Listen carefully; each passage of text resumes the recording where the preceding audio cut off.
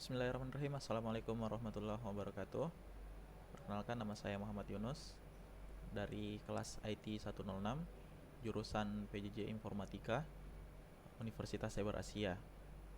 Nah, pada video ini saya akan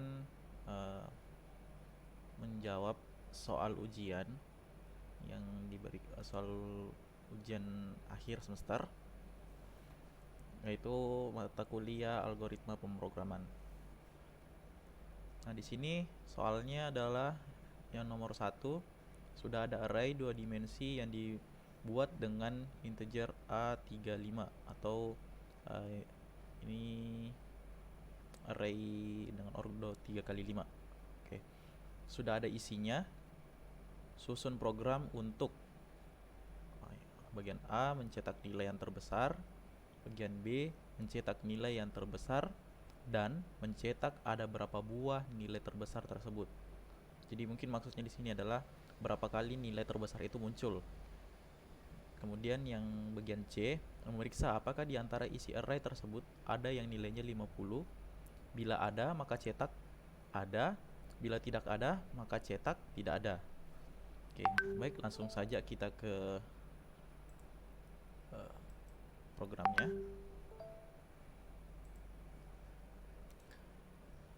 Oke, ini untuk yang nomor 1. Ini sudah dibuat codingannya, dan kita coba running terlebih dahulu. Waduh, ini kok bahas kontrakan nih. Oke, kita running. Oke, yang pertama kita akan mencetak nilai terbesar. Nilai angka terbesar ialah 91. Oke, di mana di sini sudah dimasukkan nilainya. Di sini ada nilainya. Dan di programnya itu muncul terbesar ialah angka 91. Kemudian terdapat dua buah nilai 91. Ya benar, ini di sini ada nilai 91. Terus bagian C-nya itu di sini benar tercetak ada 50. Oke. Dan dia mencetak ada. Dan bagaimana ketika kita tidak menuliskan angka 50 di nilainya? Coba ya. Ini yang 50 ubah menjadi 55 misalnya. Running. Scooting. Nah, karena di sini sudah berubah 55, ya 50 tadi diubah, akhirnya tidak ada. Oke, bagaimana program ini bisa berjalan? Nah, di sini kita sudah mendeklarasikan bahwa integer ini arraynya, array order 35, 3 kali 5 dengan nilainya ini sudah ada, kita input sendiri. Ini sudah ada. Nah, 35 itu maksudnya barisnya ada 3, kolomnya ada 5. Oke, ini barisnya ada 3, kolomnya ada 5. Terus di sini kita sudah mendeklarasikan untuk mewakili atau yang untuk menghimpun nanti nilai terbesarnya. Terus count terbesar di sini saya menggunakan count yang artinya berapa kali gitu. Terus ini ada di sini juga untuk nanti menampilkan cetakannya. Nah, untuk defaultnya ini ditulis tidak ada. Jadi nanti ketika ternyata di prosesnya itu ada, maka dia akan nanti ada sendiri programnya. Oke. Jadi di sini kita melakukan perulangan. Nah, perulangannya itu untuk mencari nilai terbesar. Nah, di mana itu di sini kita ini B, ini barisnya. Ini barisnya B sama dengan 0. Karena array itu diawali dengan 0. Terus barisnya itu karena 3 berarti dia harus lebih kecil daripada 3. Karena kalau misalnya lebih besar daripada 3 berarti nanti barisnya bukan 3, jadi lebih dari 3 barisnya. Kemudian B++, yang mana artinya adalah ketika nanti B nya ini masih lebih kecil daripada 3, maka dia akan berlanjut. Nah, maksudnya ini ketika misalnya barisnya masih 2 atau B nya di sini bernilai 2, maka dia nanti akan berlanjut ke 3 sampai nanti 3 itu lebih besar, lebih kecil atau sama dengan 3 gitu, untuk B nya. Oke, untuk di sini K ini kolom, ini ada for dalam for lagi, ini ada K-nya, ini ada kolom sama kayak yang tadi. Ini untuk menentukan kolomnya ada berapa. Karena tadi kita karena ketentuannya dari kali 5, maka di sini kolomnya juga harus di sini nilainya harusnya 5, harus lebih kecil daripada 5. Lebih kecil sama dengan 5. Oke. Bukan harus sama dengan. Dia memang harus lebih kecil daripada 5. Oke, nanti K++. Nah, di sini kita akan menentukan nilai terbesarnya. Jadi nanti setiap baik. Nah, di sini dia sudah menentukan nilainya. Jadi pertama itu karena dia akan mencari nilai terbesar, maka dia akan melihat di baris pertama, kolom pertama. Jadi di sini nilainya 62. Berarti dia nilainya sudah 62. Jadi nilai terbesarnya adalah 62 gitu. Kemudian nanti dia akan melakukan perulangan. Jadi ketika nanti di sini apakah dia sudah lebih besar memenuhi syarat, ya sudah akan berlanjut seperti itu. Begitupun yang di bawah untuk counter besarnya. Nah, kalau counter besarnya ini dia akan menghitung. Jadi dia akan melihat berapa kali angka terbesar itu muncul. Jadi ketika misalnya angka terbesarnya sudah muncul di sini, maka dia akan mengingat bahwa sudah ada angka terbesar, dan dia akan terus mencari sampai di kolom baris kolom yang selanjutnya. Dan ketika memang sudah tidak ada, berarti ketika hanya satu kali, maka dia akan hanya memunculkan satu kali. Nah, selanjutnya di sini untuk mengecek apakah ada. Nah, di sini dia hanya akan mengecek di array-nya apakah ada yang sama 50. Jika sama dengan 50, maka dia akan mencetak ada. Di cout-nya nanti akan di sini akan dipanggil di sini. Nah, seperti yang dari awal bahwa ketika tidak ada 50, maka defaultnya adalah tidak ada. Oke. Di sini untuk menampilkan aja yang di sini. Ini untuk tampilannya biar bisa seperti ini. Dia tetap menggunakan for sama kayak di atas. Dia mengulangi ulangan ini dan dia akan membuatkan tampilannya. Oke, terus cout-nya seperti ini. Oke, seperti itu untuk nomor 1. Untuk nomor 2, sudah ada array 2 dimensi yang dibuat dengan integer 3 kali 5 juga ya, sama kayak yang tadi.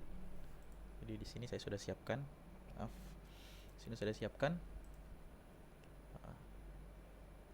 Pada dasarnya konsep perulangannya sama di awal, cuman di sini karena formatnya di sini, jadi di setiap genap itu dikosongkan. Jadi seharusnya di sini adalah ketika sudah nilai ini 1, maka di sini harusnya 2, terus ada 3, ini nomor 3 di sini dan seterusnya. Tapi karena di sini harus kosong, maka di sini saya menggunakan logika bahwa mencari logika sama ketika mencari nilai ganjil genap. Jadi ketika nanti di genapnya itu ada di sini, ini kan modnya kayak gimana ya menjelasinnya. Ketika di genap itu dia akan diisi 0 ya gitu, kalau nggak salah ya cara kerja. Ya begitu aja sih kalau yang ini. Terus selebihnya dia akan melakukan perulangan sama yang seperti di nomor 1 tadi. Ya, yang membedakan cuma di sini dia akan mencari apakah yang di sini nilai yang ada di sini itu gimana ya menjelasinnya. Eh, Pokoknya itulah. Eh, Logiknya itu, intinya dia akan mencari di nilai genap ini, terus nanti dia akan apa, ketika dia memenuhi syarat ini, maka dia akan menginputkan angka 0 di sini. Harusnya angka 0 di sini, tapi itu dihilangkan, nanti kita menghilangkannya, menghilangkan angka 0-nya. Jadi sebenarnya di situ yang muncul adalah angka 0. Jadi eh, coba kita running dulu hasilnya. Hasilnya itu seperti ini. Nah, jadi angka yang sudah kita buat tadi, oh iya benar. Jadi sebenarnya dia itu, array itu kan memulainya dari 0. Jadi dari inputannya itu kita harusnya mulai dari 0. Nah, oke. Kalau kita mulai dari 0, dia akan seperti ini. Coba kita Nah, ketika kita mulai 0, maka dia akan seperti ini. Karena kenapa hilang di sini? Karena memang angka 0-nya itu kami hilangkan. Nah, bukan kan? Iya, angka 0-nya saya hilangkan maksudnya. Oke, jadi kembali 1. Karena formatnya adalah seperti ini, maka kita mulainya 1. Oke, ini memulainya 1.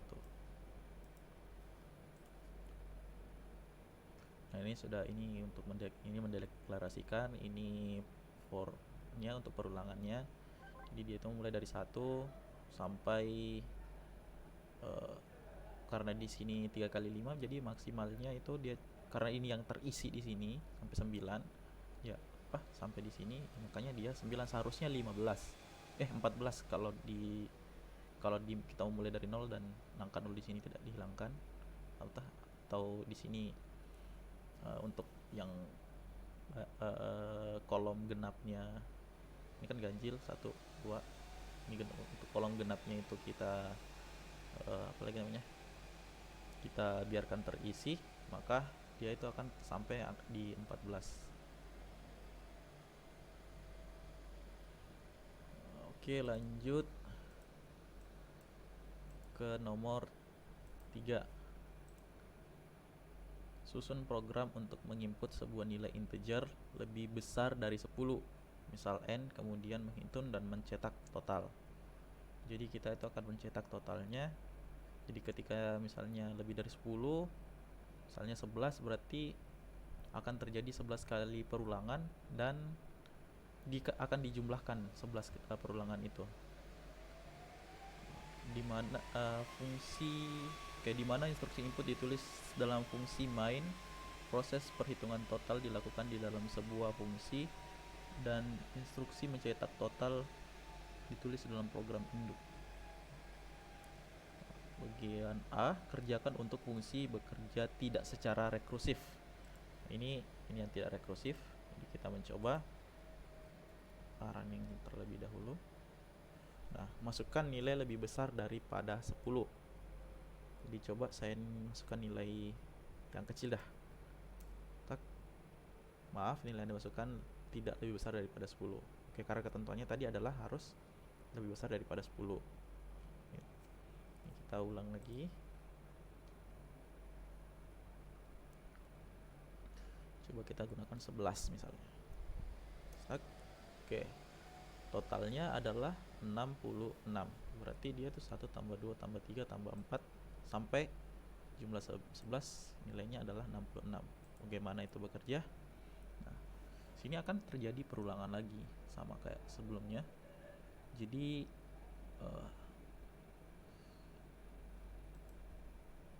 ini total ya. Ini integer i sama dengan 1.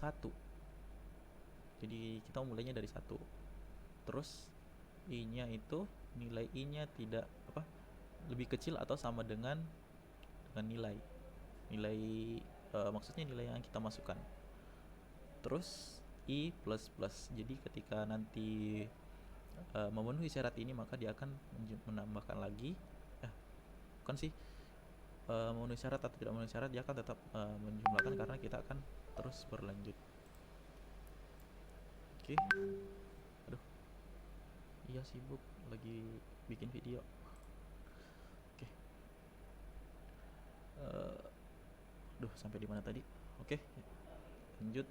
Dia itu akan terus melakukan penjumlahan. Nah, di sini di integer main-nya n total, masukkan nilai sebesar yang tadi. Terus ini untuk cout-nya, in-nya, ya, maka kita masukkan n untuk nilainya. Terus di sini ada kondisi if jika n lebih kecil atau sama dengan dari 10, maka dia akan memunculkan atau mencetak nilai yang Anda masukkan tidak lebih besar dari 10. Nah, dia akan mencetak string, kemudian return. Terus ketika memenuhi, maksudnya lebih dari 10, maka dia akan melakukan penghitungannya. Dia akan mencetak yang di sini tadi. Dia akan mencetak di sini. Oke, lanjut ke bagian B. Ini kalau 1166.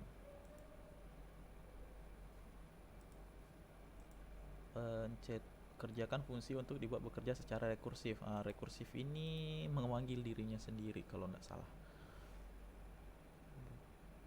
Mungkin maksudnya seperti ini. Coba kita running juga. Nilainya tadi 11. Apakah sama 66? Oke, tetap sama. Oke, jadi perulangannya dia itu kebalikan dari yang tadi sih sebenarnya. Kalau tadi itu dia terus menjumlah, nah ini dia mengulangi dari yang besar. Kalau misalnya 11, berarti dia akan membuat perulangannya bahwa nilainya tidak ini tidak lebih tidak sama dengan 0. Kalau misalnya terus return nilai tambah jumlah,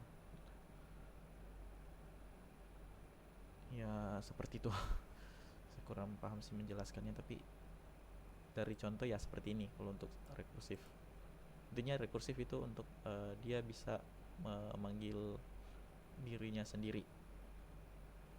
Kalau tidak rekursif, kita buatkan nih, dia lebih panjang. Kemudian lanjut di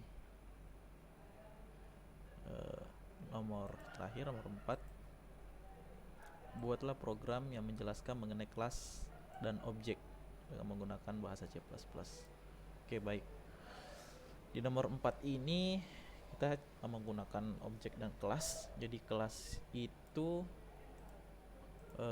blueprintnya dari objek, dan objek itu bagian dari kelas.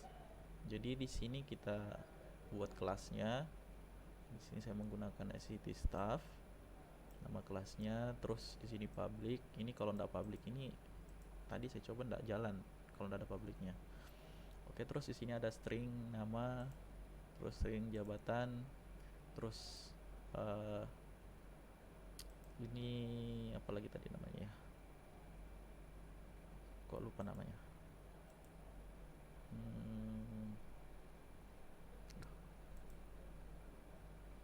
Ya pokoknya itulah. Aduh, lupa apa ya namanya tadi. Oke, lanjut aja, saya lupa namanya. Tapi kalau dari contoh yang saya lihat, oke, dia pakai ini. Kalau di kelas itu ada properti dan apa gitu, saya lupa namanya. Nah, ini untuk mendeklarasikan, dan di sini kelas ini kelasnya yang akan kita panggil di objeknya. Jadi nanti di sini di integer main, saya akan membuat objek 1 di sini. Jadi dipanggil dulu kelasnya, terus di objek 1.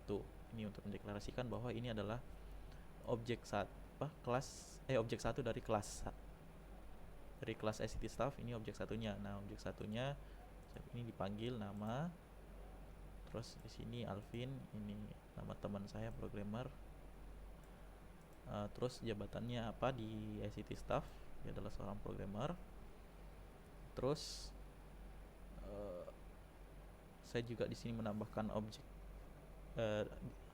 objek yang kedua atau orang keduanya dengan cara yang sama.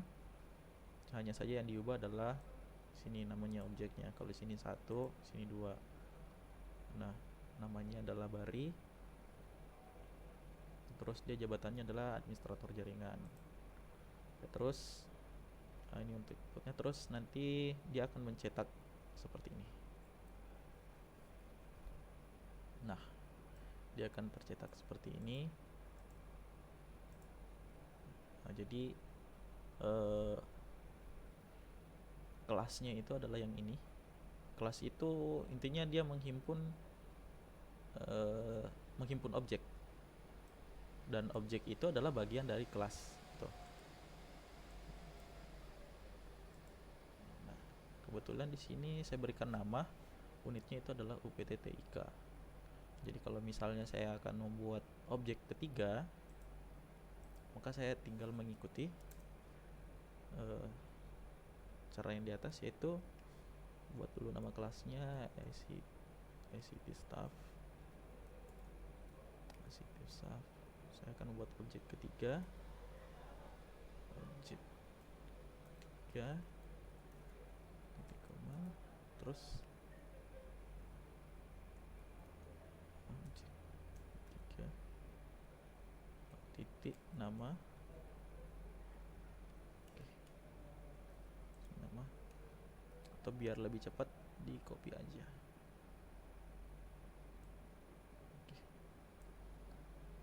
Di copy aja.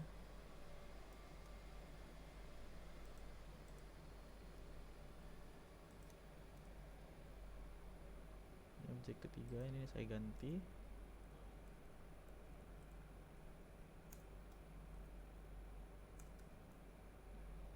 Dan saya menggunakan nama saya sendiri.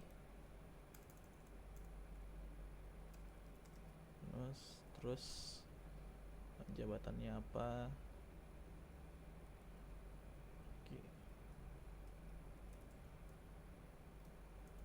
Oke, jabatannya sebagai teknisi IT.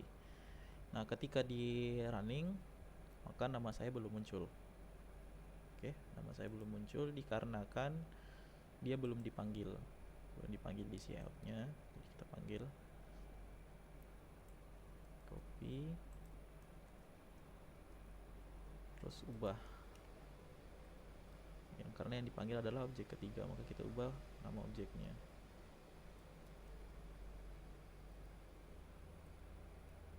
Dan bismillah. Oke, nama saya sudah ada. Oh, ini belum lurus. Cara meluruskannya itu kasihkan tab, /tab, /t. Wah, sudah lurus. Belum, sekali lagi. /t. Oke, sudah. Nama saya sudah muncul. Jadi yang ditampilkan ini adalah objeknya. Dan kelasnya itu adalah yang ini, yang mencakup atau yang akan dimunculkan, yang mencakup ini. Jadi nama sudah ada namanya, jabatannya ini jabatannya, terus unitnya dia di unit mana ini. Oke, baiklah, seperti itu pemaparan saya, penjelasan saya mengenai tugas saya sendiri, jawaban saya sendiri. Jadi nanti saya akan publish di YouTube. Oke. Dan ini ketika sudah ditonton pasti sudah ada di YouTube. Oke, terima kasih. Lebih dan kurangnya mohon dimaafkan, karena saya juga masih belajar. Maka jika penjelasan saya kurang jelas, ya mohon dimaklumi karena ini masih belajar. Dan dikarenakan juga selalu terbentur dengan kegiatan-kegiatan lain, kegiatan di kantor. Jadi fokusnya terbagi. Tapi insya Allah kedepannya saya akan lebih baik lagi dalam pemrograman ini, insya Allah. Oke, oke, saya Muhammad Yunus pamit undur diri. Assalamualaikum warahmatullahi wabarakatuh.